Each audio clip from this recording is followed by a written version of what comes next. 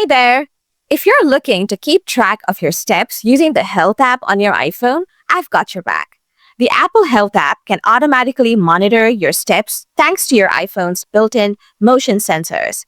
Let's dive into how to use the Health app to track your steps. Start by launching the Health app from your iPhone's home screen. Next, tap on the Browse tab located at the bottom of the screen. Under the Health categories, select Activity. Look for steps within the Activity category and tap on it to see your step data. In the Steps section, you'll find a graph that displays your daily, weekly, monthly, or yearly step count.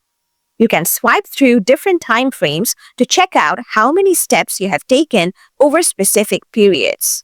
If you want easy access to your steps data, consider adding it to your favorites. Tap Pin to Summary under the Steps section to show your step count right on the summary page.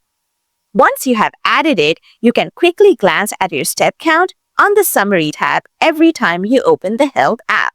Thanks for tuning in and happy stepping. Remember, every step counts towards your health journey.